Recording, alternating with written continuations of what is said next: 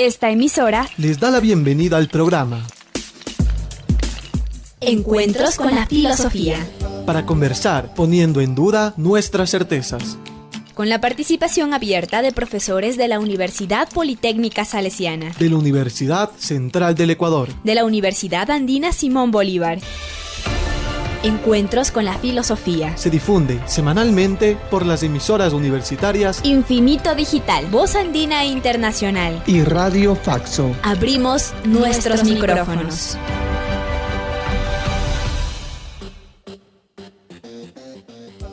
Bienvenidos y bienvenidas al programa semanal Encuentros con las Filosofías. Les saluda Edison Aguilar Santa Cruz.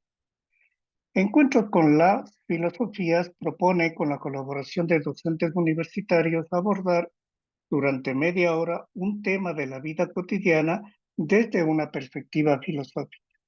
Saludo a Miguel Ángel Macías Moreno, con quien compartimos la conducción del programa. Buen día, Miguel. Hola Edison, buenos días. Es un gusto encontrarnos una vez más en este espacio de reflexión sobre vida cotidiana y filosofía, más en estos momentos cuando a escala mundial vivimos con miedo e incertidumbre, que bien vale repensar la cotidianidad humana desde la filosofía. Saludamos a Tito Chela, quien desde Voz Andina Internacional con los medios virtuales hace posible estos encuentros.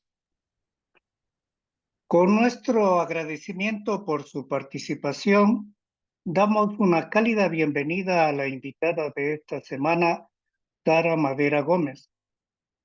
Filósofa ecuatoriana, completó un doctorado en filosofía en la Universidad de Erasmus de Rotterdam, Países Bajos, y una maestría en filosofía en la Universidad de Edimburgo, Reino Unido.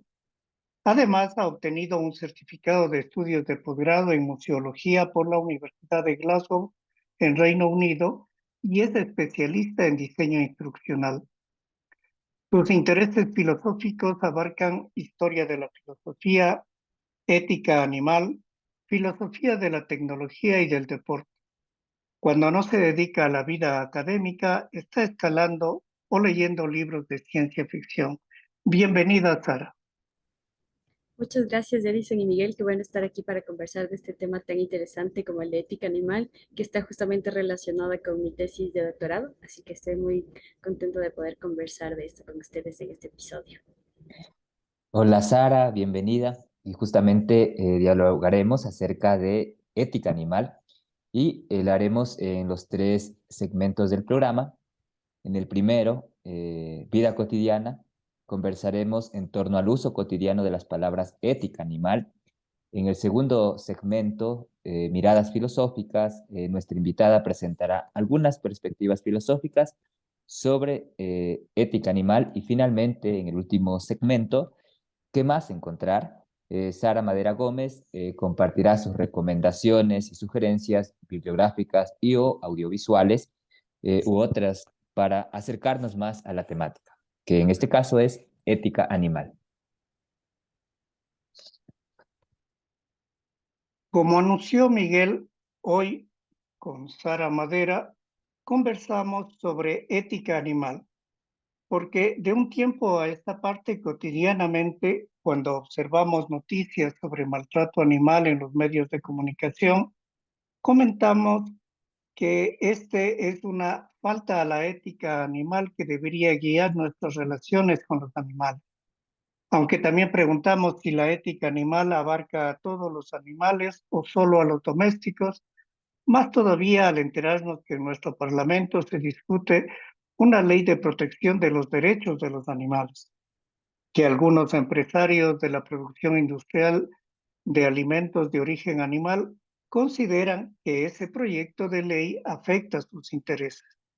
Con esta breve introducción preguntamos a Sara por qué ética animal se ha vuelto más cotidiana en estos últimos años.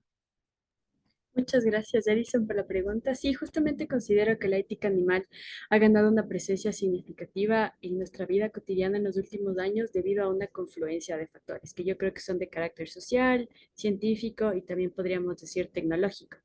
Entonces, primeramente hemos experimentado un aumento notable en la comprensión científica de las capacidades cognitivas y emocionales de los animales.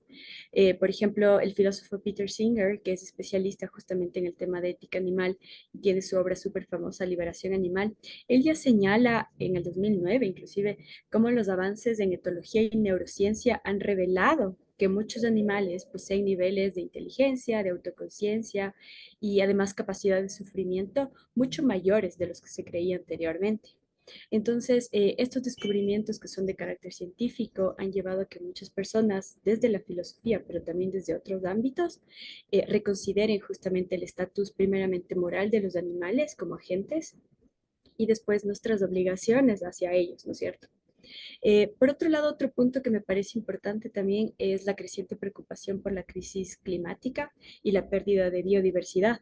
Esto también justamente ha puesto en relieve el impacto que tienen nuestras prácticas relacionadas con los animales, especialmente en temas como el que Edison comentaba, por ejemplo, el tema de la industria ganadera. Entonces, la crisis medioambiental también nos ha obligado a reexaminar nuestra relación con los animales y en general con el mundo natural en su conjunto, ¿no? Esta conexión entre la ética animal y la ética ambiental ha justamente ampliado el alcance y la relevancia de estas discusiones en la esfera pública. Hay muchos países que ya están justamente discutiendo acerca de temas de leyes de la naturaleza. Nuestro país es pionero en esto, por ejemplo, pero en otros países también ya se ha venido discutiendo. Por otro lado, considero que otro factor crucial es el papel de las redes sociales que tienen ahora y los medios digitales en la difusión de información sobre el bienestar animal. Esta democratización de la información que tenemos gracias a las redes sociales ha permitido que las problemáticas de la ética animal, que antes estaban confinadas, creo yo, a círculos académicos, a círculos más exclusivos, lleguen a un público mucho más amplio. Entonces, justamente ahora, si ustedes entran a YouTube, no solamente pueden encontrar un montón de documentales y videos sobre maltrato animal y sobre todos estos videos súper fuertes, sino que también pueden encontrar videos muy interesantes sobre lo que les contaba al inicio, descubrimientos sobre, no solamente sobre mamíferos, que es algo que ya existía desde hace algunos años, sino también sobre animales como los insectos, por ejemplo, que es mucho más interesante. Entonces hay esta combinación de factores y creo que esa es una de las razones justamente por las cuales eh, el debate sobre la ética animal se ha vuelto más cotidiana y creo que esto es necesario. Y una interrogante que surge justamente a raíz de esto es, ¿qué entiende o qué se entiende en el lenguaje de la vida cotidiana cuando utilizamos las palabras ética animal? Con mayor frecuencia, especialmente en los medios de comunicación. Claro que sí, creo que cuando nos encontramos con el concepto de ética animal en el lenguaje cotidiano y como dice Miguel, en los medios de comunicación, es importante comprender que estamos ante un concepto complejo y que además es multifacético, es decir, que abarca una amplia gama de consideraciones morales, pero también de consideraciones prácticas que están relacionadas con nuestra interacción con los animales no humanos.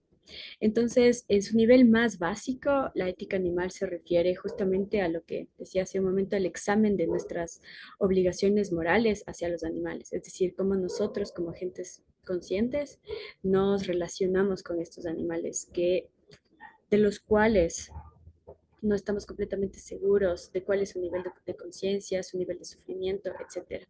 Entonces, por ejemplo, Lori Green, que es una filósofa que se dedica justamente a la ética animal, tiene un libro que se llama Ethics and Animals, An Introduction, implica que cuestionar el estatus moral de los animales y reflexionar sobre cómo deberíamos tratarlos en diversos contextos es justamente la finalidad de la ética animal.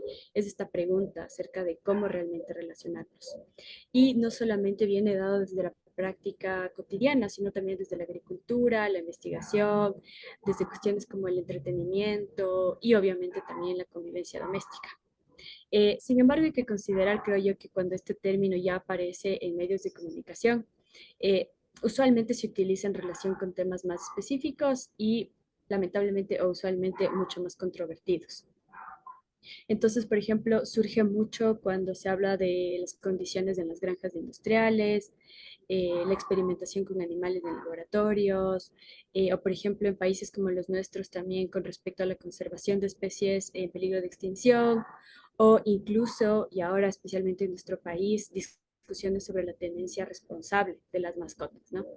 Entonces, creo que es importante desde la filosofía y desde la vida cotidiana entender que estas discusiones mediáticas son parte justamente de un diálogo filosófico más amplio sobre nuestra relación con otras especies y el mundo natural en general. Y es importante que existan porque tal vez abren la puerta a que muchas más personas comiencen a preguntarse y a tener estos cuestionamientos morales sobre el estatus de los animales y nuestra relación con ellas.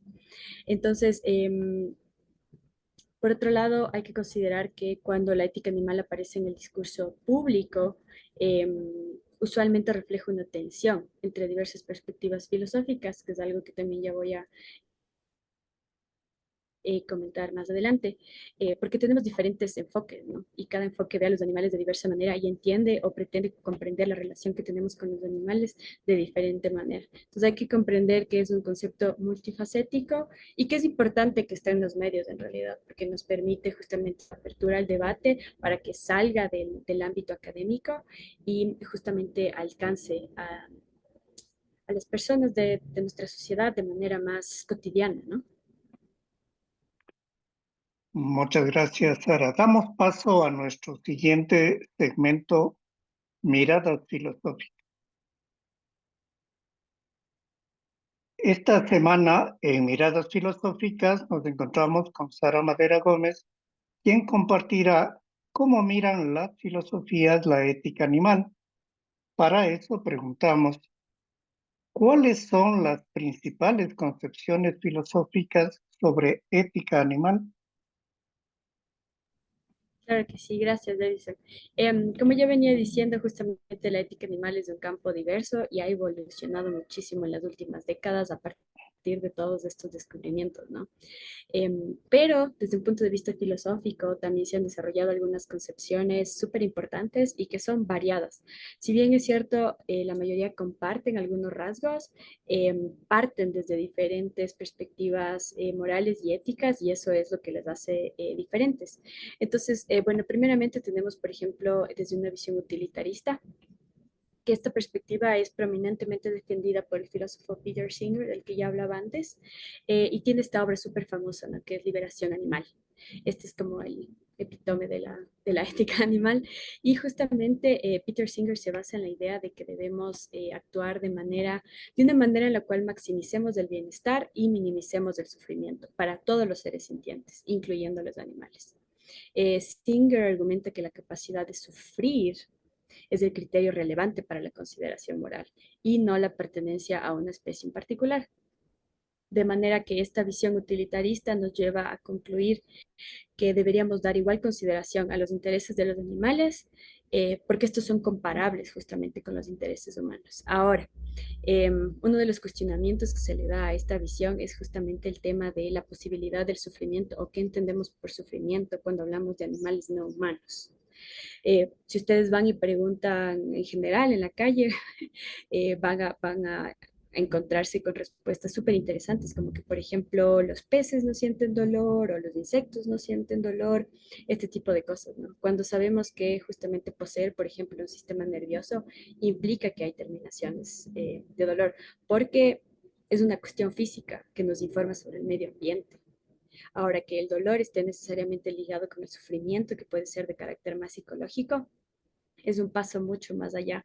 Y esta es una de las problemáticas que justamente ya comienzan a aparecer con esta concepción del utilitarismo, porque Singer se basa en este criterio de la posibilidad de sufrir, o ajá.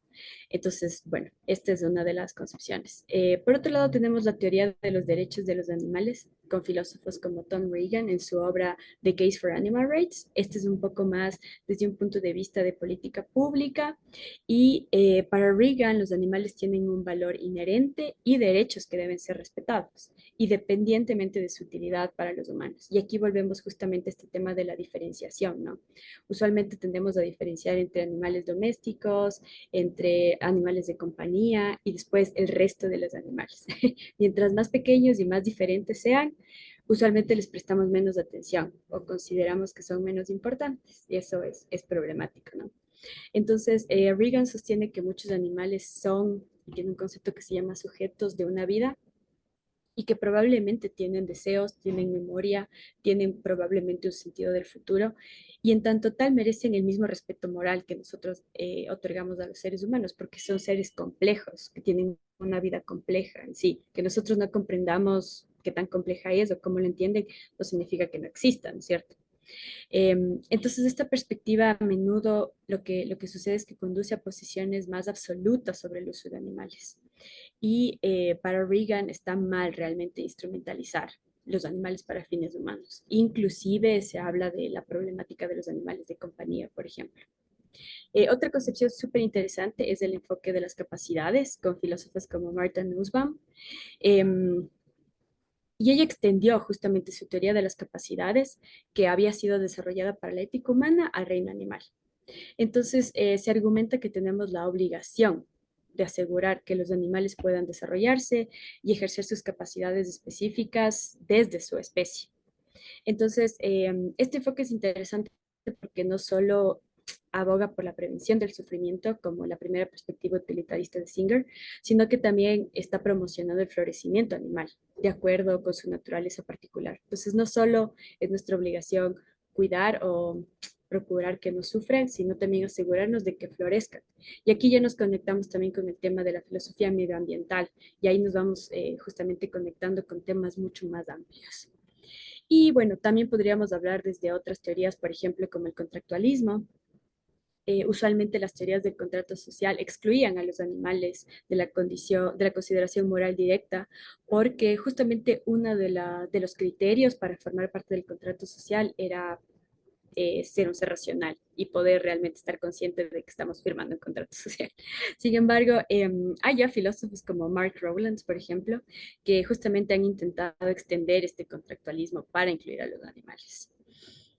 Y finalmente también tenemos concepciones como la de la ética del cuidado, que fue desarrollada principalmente por filósofos feministas, y justamente esta ética enfatiza la importancia de las relaciones, la empatía y la responsabilidad.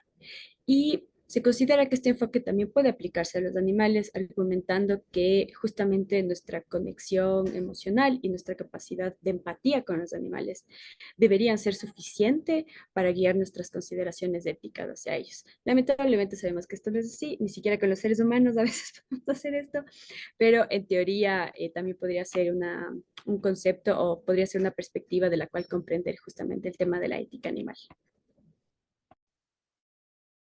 Sí, y justamente, Sara, de estas, viendo 5 perspectivas que nos presentaste, ¿qué es lo que distingue a estas concepciones o enfoques filosóficos sobre ética animal? Claro que sí. Justamente lo que decía yo al inicio es que lo que distingue a a estas concepciones filosóficas son los puntos de partida éticos que cada uno tiene, ¿no? Algunos son bastante similares, pero también pueden ser distintos, obviamente. También probablemente tienen unas metodologías de razonamiento distinto. También tienen un alcance distinto, porque algunos buscan justamente solo evitar el sufrimiento, como decía, otros buscan evitar el sufrimiento y procurar el florecimiento. Y obviamente hay una diferencia en las implicaciones prácticas que derivan de sus argumentos, ¿no?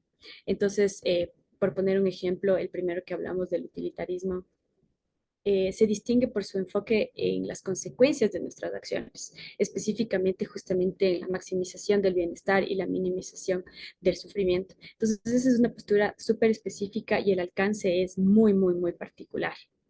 Mientras que, por ejemplo, teorías como la de los derechos de los animales va mucho más allá porque está intentando justamente demostrar o probar que los animales tienen un valor inherente por sí mismos y que podrían convertirse justamente en individuos y en agentes. Entonces van a tener, tiene un carácter primeramente legal distinto y ya comenzamos a hablar de ciertos derechos de los animales, ¿no? Entonces, esas son las diferencias entre estas concepciones dependiendo de dónde parten. Asimismo es el alcance que van a tener. Y por eso desde la filosofía es justamente dependiendo cuál sea nuestro objetivo al dedicarnos con ética animal, podemos escoger una u otra concepción para trabajar. Luego de estas reflexiones, ¿cuál es la importancia de estas distinciones en la filosofía para la vida cotidiana? Creo que estas distinciones que son de carácter filosófico, es decir, conceptual, sí tienen una importancia en nuestra vida cotidiana, porque inclusive de manera indirecta también influyen en nuestras decisiones personales. Y además de la política pública y en las normas sociales, obviamente hay una injerencia mucho más amplia de la que podemos tener solo en nuestra vida cotidiana. Como decía, entonces, por un lado, estas distinciones pueden realmente guiar ciertas elecciones diarias. Por ejemplo, en cuestiones que ya se ven en el día a día, como adoptar una dieta vegetariana o vegana, puede estar motivado por distintos razonamientos éticos. Entonces, hay gente que justamente va a a tomar esta decisión influenciada por el utilitarismo de Peter Singer, la visión de que justamente una manera de minimizar el sufrimiento de los animales es teniendo este tipo de dietas. Por otra parte, si es que alguien se adhiere a la teoría de los derechos animales de Tom Regan, por ejemplo, puede llegar a la misma conclusión de adoptar una dieta vegetariana o vegana, pero por otra creencia, sería por la creencia de que los animales no deberían ser instrumentalizados y que utilizarlos como alimento viola sus derechos fundamentales. Otro tema interesante, por ejemplo, es en el cuidado de las mascotas. Estas distinciones también son relevantes, porque, por ejemplo, una persona que esté influenciada por la ética del cuidado podría justamente enfatizar la importancia de la relación emocional con su mascota y tomar decisiones basadas en esa conexión, decisiones que nos afectan. Creo que las personas que tenemos mascotas lo vivimos todo el tiempo, ¿no?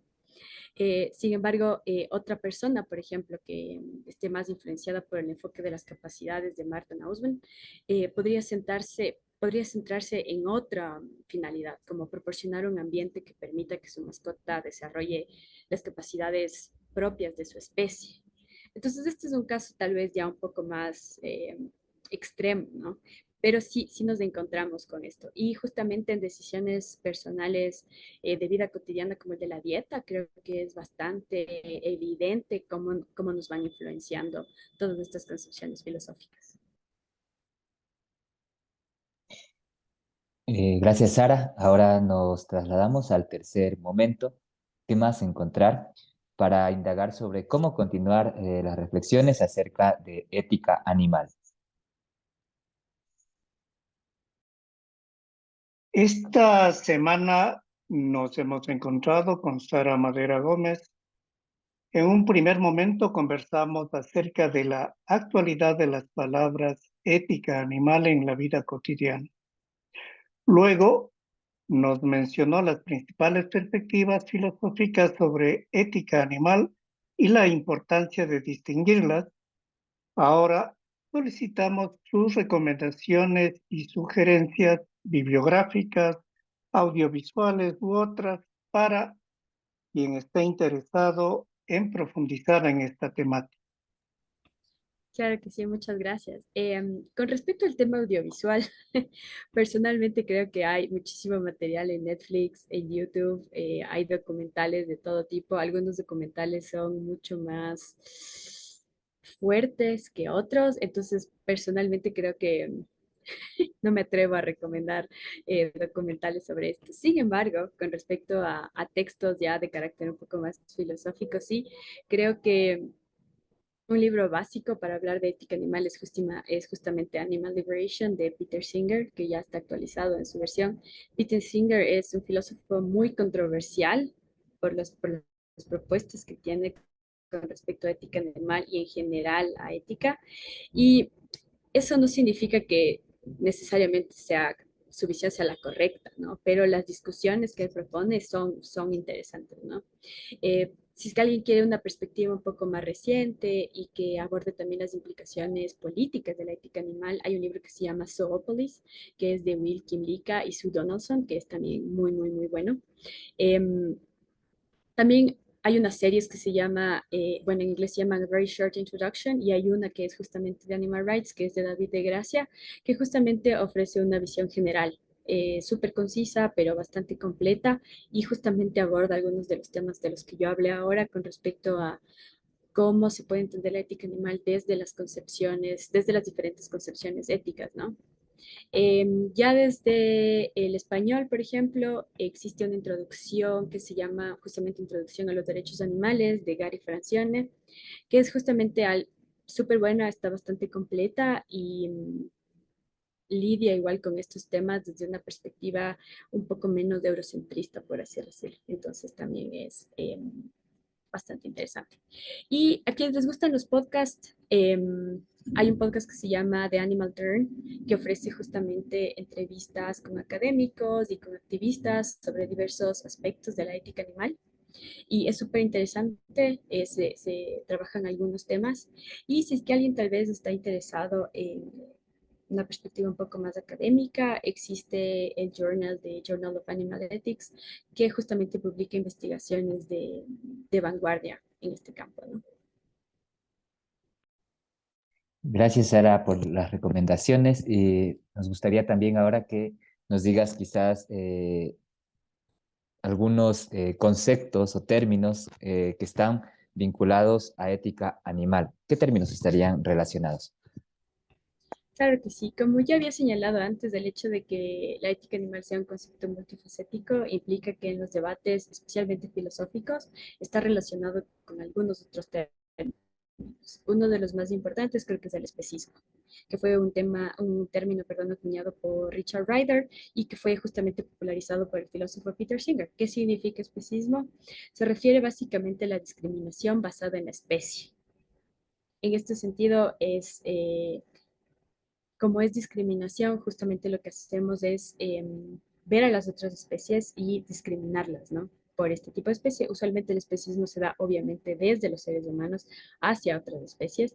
Creo que uno de los ejemplos más importantes era el que decía yo antes, por ejemplo, con el tema de los insectos, porque mientras más distintos vemos a los animales, tendemos a pensar que tienen menos facultades. Y esta es una característica del especismo, ¿no? Otros conceptos importantes, por ejemplo, el de sintiencia, que es justamente crucial en muchos argumentos de ética animal y se refiere a la capacidad de sentir o percibir subjetivamente. Y está ligada justamente a esta posibilidad de experimentar sufrimiento o placer, que va más allá del dolor, porque como ya decía antes, el dolor es una cuestión física, pero cuando ya hablamos de sufrimiento, estamos probablemente hablando de un nivel más alto y acercándonos a una discusión ya psicológica. Por otro lado, también tenemos conceptos como antropocentrismo y biocentrismo, que son conceptos importantes porque contrastan visiones centradas en el humano versus aquellas que dan igual consideración a toda la vida. Entonces, justamente una de las finalidades de muchas de estas teorías de ética animal es eh, ir del antropocentrismo hacia el biocentrismo. Y también, bueno, tenemos otros conceptos que se han venido trabajando y que se han problematizado justamente gracias a los descubrimientos científicos, como por ejemplo el de cognición animal y cultura animal, que son conceptos de la etología cognitiva, que informan muchos de los argumentos en ética animal, ¿no? Como ya les decía, en YouTube hay algunos documentales súper interesantes sobre insectos y ahí ya se comienzan a hablar de este tipo de conceptos como cultura animal, por ejemplo, porque aparentemente, claro, el hecho de que los insectos convivan en grandes cantidades y estén organizados de cierta manera da cuenta de un tipo de cultura. Y bueno, obviamente tenemos el concepto de derecho animal, que es un campo emergente en muchos países y que busca traducir las consideraciones éticas en justamente protecciones legales ya de carácter práctico para los animales. Y obviamente si tenemos especismo, tenemos antiespecismo, que es justamente el rechazo activo desde la filosofía, pero también desde la práctica, ¿no? Desde los activistas. Y lo que buscan los antiespecistas es justamente la promoción de la igualdad de consideración para todos los seres, en general, para todos los seres que habitamos el planeta. El antiespecismo además es un concepto súper interesante que se viene manejando, por ejemplo, en uso de animales en laboratorio, que es un tema bastante discutido dentro de ética animal porque nos afecta de una manera distinta como seres humanos, ¿no? En la medicina y muchos avances científicos se han dado gracias a la experimentación en animales en laboratorio. Entonces ahí ya se van complejizando, ¿no? Estos creo que son algunos de los conceptos más importantes que están interconectados con la ética animal. Se nos acaba el tiempo. Concluimos este encuentro semanal con las filosofías con nuestro agradecimiento a ustedes, las escuchas, a la invitada de esta semana, Sara Madera Gómez, y a Tito Chela en la cabina de Radio Voz Andina Internacional. Recuerde, recibimos sus comentarios y sugerencias al correo electrónico encuentrosconlafilosofía@gmail.com. Hasta el próximo encuentro con la filosofía. Agradecemos su sintonía a Encuentros con la filosofía. el programa que impulsa el filosofar como acción compartida desde las radios universitarias. Les invitamos a compartir las próximas emisiones de Encuentros con la filosofía por esta emisora.